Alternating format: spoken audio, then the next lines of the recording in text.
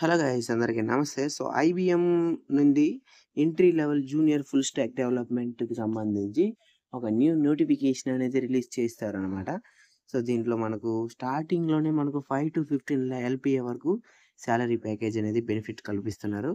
And దీనికి సంబంధించినటువంటి complete rule and interview schedules and ఇతర క్వాలిఫికేషన్స్ ప్రతి ఒక్కటి కూడా మనం ఈ యొక్క వీడియోలో డీటెయిల్‌గా అయితే వివరించుకొని తెలుసుకుందాం.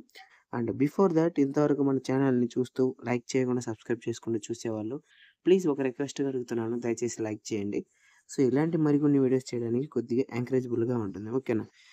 మీకు ఏదైనా క్వైరీస్ ఉంటే ఎడ్యుకేషన్ గురించి కావచ్చు, లేదా జాబ్స్ గురించి కావచ్చు, అదర్ వీడియోస్ గురించి కావచ్చు, నాకు కామెంట్ సెక్షన్‌లో తెలపండి. ఓకే. లోపలికైతే వచ్చినట్లయితే IBM is currently seeking entry-level software developer for full stack position in Bangalore. Bengaluru లొకేషన్స్‌లో ఈ యొక్క పొజిషన్ అయితే రిలీజ్ చేయడం జరిగింది. This role offers an existing opportunity for individuals beginning their career in software development to work in cutting edge IBM projects అంటున్నారు. ఏదైతే IBM project ఏదైతే ఉంటుందో దాంట్లో ఈ యొక్క డెవలప్‌మెంట్ కింద అంటే సాఫ్ట్‌వేర్ డెవలప్‌మెంట్ కింద ఫుల్ స్టాక్‌లో వర్క్ చేయాల్సిన అవసరం అయితే ఉంటుంది. గైస్ మీకు చెప్తున్నాను, ఆల్రెడీ నేను ఎన్నో వీడియోస్‌లో చెప్పాను ఆల్రెడీ కూడా. ఎన్నో రకాలైనటువంటి నోటిఫికేషన్స్ అనేది వస్తూ ఉన్నాయి.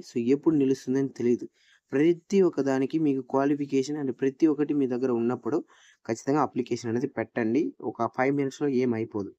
దెన్ జాబ్ డిస్క్రిప్షన్ దగ్గరికి వచ్చినట్లయితే we are seeking for a full stack developer with the expertise in the end to end software development life cycles to join our dynamic web development team. In this role, you will work in both front-end and back-end technologies to develop innovative products. You will collaborate with cross-functional teams to plan, build, and test solutions across the various projects. ఓకేనా? మీకు most of the projects చూసుకున్నట్టయితే ప్రతి ఒక్కటి కూడా మనకు టఫ్‌గానే ఉంటుంది. But ఇక్కడ చూసుకుంటే మనకు జూనియర్ లెవెల్‌లోనే మనకి ఇస్తున్నారు కాబట్టి మీకు ప్రతి ఒక్కటి కూడా మనకు నేర్పించి మీకు ట్రైనింగ్ అనేది కూడా ఖచ్చితంగా ఇచ్చే దాని తర్వాత మీకు ప్రాజెక్ట్ లోపలికి దింపడం అయితే జరుగుతుంది. ఇక్కడ చూసుకున్నట్లయితే మనకు ఈ యొక్క ప్లాన్‌కి సంబంధించి బిల్డ్‌కి సంబంధించి అండ్ టెస్టింగ్‌కి సంబంధించి కూడా మనకు ఏదైతే ప్రాజెక్ట్ ఉంటుందో దాంట్లో డిఫరెంట్ రోల్స్‌లో అయితే మీకు వేకెన్సీస్ అనేది మెన్షన్ చేయడం అయితే జరిగిందనమాట. వన్స్ మీరు షార్ట్ లిస్ట్ అయిన తర్వాత. దెన్ ఆఫ్టర్ దట్ ఎక్స్‌పీరియన్స్ కింద వచ్చినట్లయితే ఫ్రెషర్స్ లేదా 1-3 ఇయర్స్ ఆఫ్ ఎక్స్‌పీరియన్స్ ఉన్నటువంటి ప్రతి ఒక్కరు కూడా అప్లికేషన్ అనేది పెట్టుకోవచ్చు. మనం ముందుగా చెప్పిన విధంగా 5-15 లాక్స్ అనేది సాలరీ. నెక్స్ట్ కీ రెస్పాన్సిబిలిటీస్ దగ్గర చూసుకున్నట్లయితే మేజర్‌గా మీ యొక్క రెజ్యూమ్‌లో ఉండవలసినటువంటి కీవర్డ్స్ ఈ యొక్క జాబ్ డిస్క్రిప్షన్‌లో ఉన్నటువంటి కీవర్డ్స్‌గా ఉండాలి. అదేంటంటే design and develop and maintain scalable full stack applications అంటున్నారు. And collaborate with the product managers, designers and engineerings to deliver high quality solutions, optimise the applications for performance, scalability and security. ఓకేనా? ఏదైతే teams ఉంటుందో ఆ యొక్క teams and మేనేజ్‌తో కలిసి high quality సొల్యూషన్స్‌ని మీరైతే delivery చేయాల్సిన అవసరం అయితే ఉంటుంది.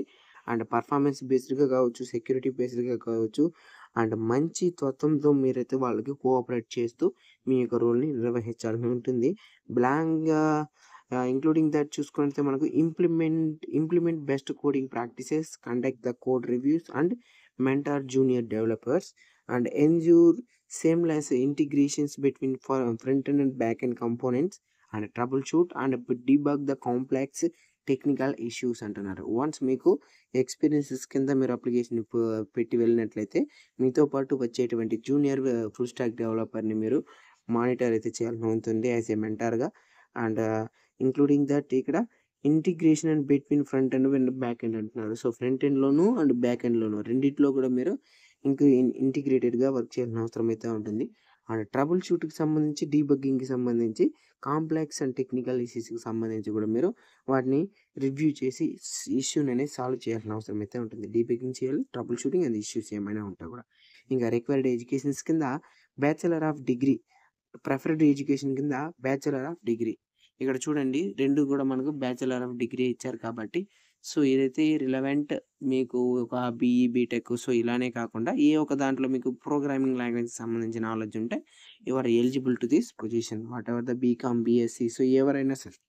Next required technical and professional expertise కింద strong experience in Node.js and React.js for backend and front-end development, and proficiency in Python for backend service scripting, and hands-on experience with database like MongoDB and PostgreSQLs, and solid understanding for the software development life cycle and the best practices అని అయితే mention చేశారు.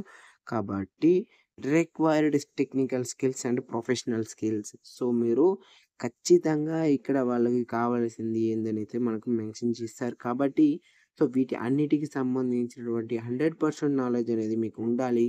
As a ఫ్రెషర్గా పోయినట్లయితే వీటిపైన practical knowledge లేకపోయినా theoretical knowledge అనేది 100% మీకైతే పూర్తిగా వచ్చి ఉంటే మాత్రమే దీంట్లో ఎలిజిబుల్ అయితే అవ్వగలరు.